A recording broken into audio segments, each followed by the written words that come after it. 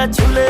আমার নরম নরম পা ব্যথা সইতে পারি না, তুমি মলম দিয়া দাও গো বন্ধু মালিশ করিয়া।